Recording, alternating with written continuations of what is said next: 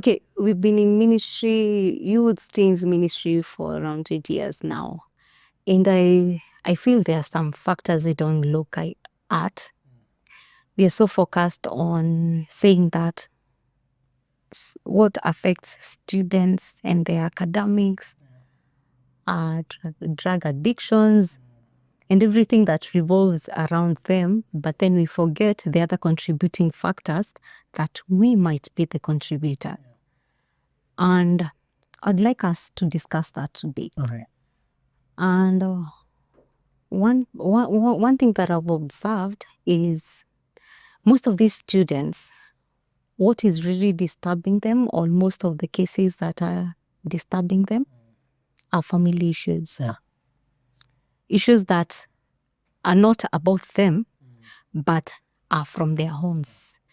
And talking to most of them, it's either they're from a broken family, some are in families that are experiencing violence and abuse, maybe emotional or physical, and all that narrows down to them and their academics. Because if they're not mentally well, that will affect their schoolwork. Yeah, true. I don't know whether you've experienced that in the places that you've gone to. There's this particular weekend challenge that we did in a school in Murang'a back in 2017. All right. And out of it, during the weekend challenge, some Form 2s said, we want to talk to Jakfu. And then I went, they locked the door. All right. And then they started telling me what was going on in their school. All right. And then they complained, the teachers were complaining that the students are not performing well. And the reaction the teachers brought up was insulting them, like challenging them, thinking that they're helping them, instead of going to the root of it.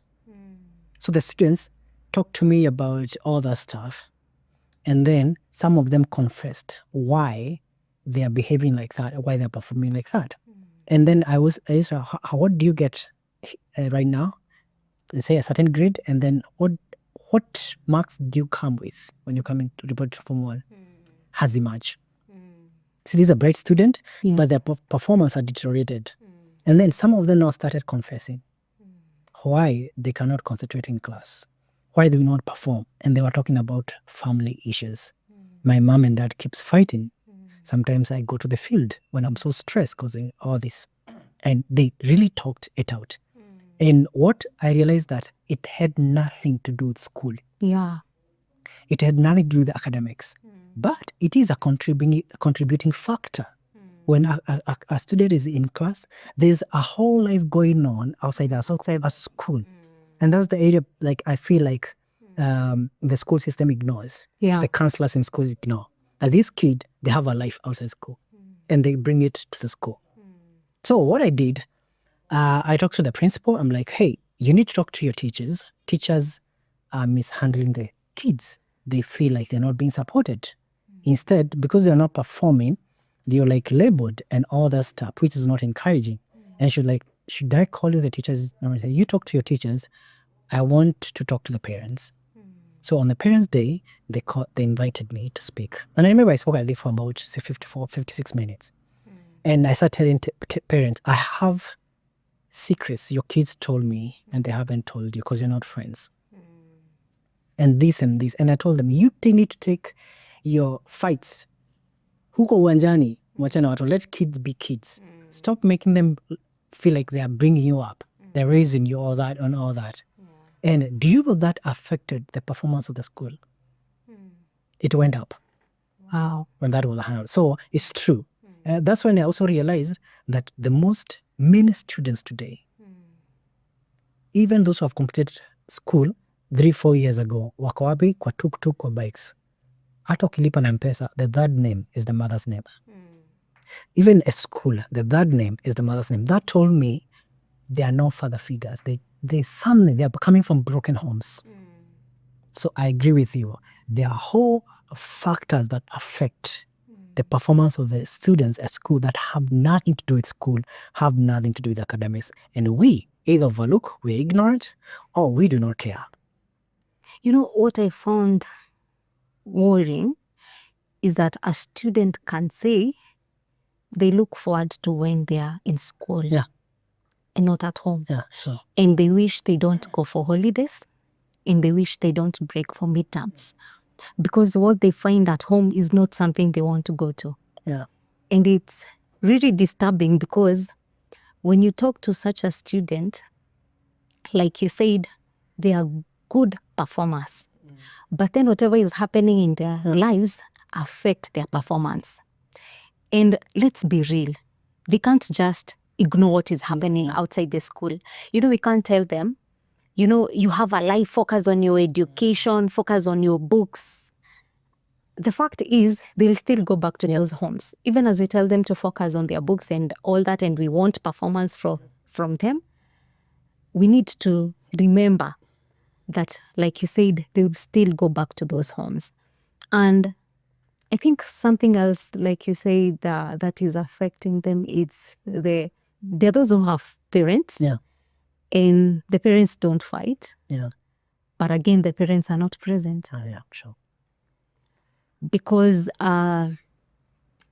yes, I understand the fact that we need money, we need to pay bills, we need to pay for their school fees and all that. But there's something else that I've learned in a therapy session lives, that presence is very key. Kids won't remember how you paid their school fees. No. They won't remember that. But they will remember the times that you sat them down, not to condemn them for their academic performance, not to lecture them, but the moments that you sat with them to have a normal conversation, like, how are you doing? How is school life like? Wanting to know about them. Because most of these kids complain that the parents are not there. So they don't even know what they carry. And that is why when strangers like us go to their schools, they feel we are the safe space. Because they are looking for the safe space at home, and they're not finding it. And that's really sad, and something I think we need to look into as parents and as peers and as teachers, because at the end of the day, we want a whole child. Yeah. We actually don't consider them as human beings when you want them to ignore that part. We just want them to focus on books and all that. And they're human beings. And there's something called relational needs. All right? There are things you can do for yourself. There are things you can never do for yourself. You need it from another human being. They're called relational needs. It's not weakness. It's not weakness. It's how God designed us. And sometimes, even when you're spending time with your child, you're not even talking about academics, but it can affect their performance. Why? Once a child feels loved and they have present parent, they can transfer the same energy in school and into books. Not necessarily tell them, hey, you need to perform, you need to no. It's just making sure that that's how that child's mental health is taken care of. You see that child perform better at school. I like the fact that we are both parents. And we are parents to Generation Alpha. That is very sensitive, and actually the ones who will tell you or teach you how you should even treat them. That's very interesting. Maybe as we were growing up, we didn't know when to confront, when to speak out. And actually we never spoke out. But now we're having a generation that is speaking up for themselves. And when we do that, we are calling it arrogance, we are calling it rudeness, we are giving it the wrong labels. And I think as parents, we need to really be keen as we even balance these kids, because there are parents who are having kids from different generations, and those different generations carry emotions differently and carry their things differently. And as parents, I'm thinking we need to also equip ourselves Oh, yeah. And some of us who have not healed, we really need to seek. Father say, Yeah, we really need to heal so that we don't transfer these things to our kids, because bleed on our kids. is Someone, your parents hurt you, now you're bleeding on your kids. yeah, because it's really breaking them down. And I think we can do better as parents. We need to do better as parents. When you're speaking about that, I'm also thinking of the other thing that can indirectly affect a child's performance in school is being involved. Yeah. All right. And when I say being involved, the first thing I want to involve my kids in is conversations. All right, family conversations. I've heard people share with me the things that broke them while they were in high school for many years now is because they were never involved in a certain decision in the family. So they felt they're not important. Wow. Now, note this. God gave us a language to communicate. We are relation beings. Exactly. Why would not we are conversational? Why would you not have a conversation with your child? Probably because you have a knowledge that is limited that they may not understand. That's according to you. Kids can get more than you think they can. Yeah. So, like you said, we are both parents. What I've seen with my son, if I want him not to throw tantrums about anything, I tell him what I'm doing, what's happening. He's like, okay. And he won't. Right? He understands, like, okay, he may not really comprehend everything, Yeah. but he feels, Dad told me. So it's okay. That's where we are. This is what's happening. And when you have not told him, involved him in the conversation, he will keep asking. Like he'll be stumbling. Why? He doesn't understand what's going on. So we are raising a generation that is conversational. They want to be involved. Yeah. And they can reason. That's why they ask questions. Because they're like, oh, this one doesn't make sense. Why are we doing this? They're like, hey, you should not ask. Even God himself, a father, because God is a father, he calls us to have a conversation. Come, let us reason together. Wewe na ni mwanadamu. Why would you have your ego so bad, so high, that you will not have a conversation with your own child? Yeah. So it's a challenge to us. If God himself, the creator of the universe, the one who created us, right, can invite us to have a conversation with you, a father-son conversation. Hey, come, let's reason together. Hey, what's happening? Don't you see this is wrong? Like, it's a conversation. We need to borrow that from God and then practice the same with our children, because that matters so much to them. Yeah. I agree with you. They want their opinions heard. Yes. They want to know that they matter. And actually, I find it's obvious that when you're talking to someone, you know what they feel. Yeah. You know when they are hurt. Yeah. You know when they are doing good. But if you're not having those conversations, you won't even know the emotions. You won't run the emotions. So you might be approaching them from a point of confrontation when all you needed was to just have a conversation, a sober conversation. And I think we need to allow our kids to talk. Yeah.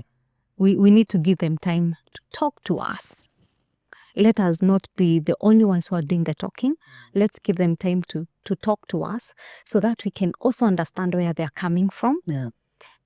You know, sometimes we think when they're talking to us is they're ruling us. Oh, yeah. And maybe because some people don't take that phrase in a very nice way, talking to us, maybe you could phrase it like allow them to express themselves. Exactly. Express is the word. Express how they feel. Yeah. And I want to base this on what I've seen God do. Is that God, Bible says that, for we do not have a high priest who is out of touch with the reality. All right. Why he was able to identify with us. All right. One way, a major way to identify with someone, especially someone younger you're bringing up, is to hear them. So that they may also know you are on their side. Exactly. All right. With that, they're able to receive your wisdom, your advices. When you block that, no matter how wise you are, they may not listen. All right. Yeah. A teenager, even kids, they're rebellious until they feel hard. So there are three things. Our kids want to be seen, heard, and guided. It's a blessing. It's something they embrace. Even guiding. When I'm saying you correct a child, you think they're gonna react badly or hate you, they love you instead. Because you're guiding them. So they're being seen, heard, and guided. And we need to borrow this from God, that we need to identify with them. Not, if you bring up someone, you want to bring that up from where they are. You can tell them, if there's a son here who is very short, they can reach me, no matter how high they jump. I need to go down and hold their head so I can bring them up. Some parents expect their kids to come where they are. They do not have experience. They don't have the years. You've gathered all the experience over the years. They just came the other day on this planet. They don't know much about the planet. You need to guide them. And you need to go down to their level and then bring them up. That's what I see God do. He just came down on earth, became one of us, and then he can lead us to where God wants us to go. I think we should borrow that. That's very nice. You mentioned rejection, and it triggered something that I experienced. And one day a kid told me they had been sent out of school because of some indiscipline issues. So now they were talking to me because they wanted to give their life to Christ. And because they were crying, I wanted to understand what the pain was about. And they told me what they had done and what had made them to be sent home. Yeah. The indiscipline issue. And the disturbing bit of it is that they told me whatever they did it so that the parent can get the parents' attention. Because him being sent away will bring the parents to school, because even at home, they had dream it. They will see each other maybe when they close school, and the next time when he's receiving his pocket money and whatever to go back to school. But they never have that conversation. He never sees his parents, and they live in the same house. So he felt like the parents don't love him, like the parents don't care about him. And because they are always against indiscipline issues, the only thing that will attract their attention is him being indisciplined so that he can be sent home to come back with the parent. And that's the only time they can be available. That is the only time they can be, because they'll set time apart now to come to school because the school has called for them. I think we as millennials, we might be suffering from that because that's how we perceived love, just provision. Today kids see that as a sponsor. You're not a parent, you're a sponsor. The kid will want to attach to someone who is more available than someone who brings money or pays school fees. Any person can be a sponsor. Exactly. So they also want you to balance that and have some time. And I think we need also to heal from how we were raised. Because for us, just pay school fees. And we never had relationships with our parents. Even Zaya akiingia mnatoka. Mlikuwa story akiingia mnanyamaza. So and you want to and we think that is good. And actually we define someone being responsible as they are paying the rent. Yes. They're paying school fees and they're buying shopping for the house. That is how we define being responsible. Yeah. And when a parent is responsible and maybe they are not affording all that at a go, we term them irresponsible. Yeah. So I guess that's something that we need to all work on. Yeah. We need to heal, and we need to understand that being responsible is also being a present parent. Intentional, like we have to be intentional to be present for our kids as much as we want to provide for them, as much as we want to meet all their financial needs, because everything around them, most of it's financial need, because the clothes you buy, the food you buy, the school fees you pay is all evolves around. So we need to get out of that financial cocoon itself and be all around, be a balanced parent, be present and also provide. Yeah, sure. Because that is what they need. They don't need one. So don't say that after all I have done for you, sometimes we use that phrase because we count Silence what the they are needs. to silence their need. Yeah, they want to be heard, but then you're telling them, after all I have done for you, you still accuse me of being after all I have done for you is the money I've spent on you, not the presence that I've been with you. We also want to encourage the parents. I know it's not easy. Yeah. It's not easy being a parent, and you're not overlooking the fact that you're working so hard to provide for your family and for your kids. But it's also good to, you don't have to be perfect, but you can be present. Exactly. And your kids don't want you to be perfect. They just want you to look present. And maybe just listening to them instead of blocking it would also heal part of what they are looking for. Just listening. Just saying, you know what, I'll just listen to what my child is saying. That can be a game changer. Yeah. All right. I remember a time that I was talking to parents, and one parent asked me, so how can you help us help them? How can we be present? And I told them, it's not that they need you to have a whole day off or a whole holiday with them. If you can have that moment before they go to school with them, have that moment. If your work doesn't allow you in between the days, make sure at night, at least they can see you. In a day, at least spend some time with your kid. You can spend 10 minutes in the morning, have breakfast together. You can spend maybe lunchtime with you there. You can have another 10 minutes. Before they go to bed, you can have another 10 minutes. In a day, at least make sure you've spent some time with your kids. We're not telling you not to go to work, but at least create a moment. Be intentional. Because we have the 8 to 5 work or 6 p.m. work. But before then, the kids wake up at 6 and some at 5 to go to school. Are you present in that moment? Like, utilize every small moment that you can get and be intentional about it. Anyways, we are talking about how this affects the performance in school.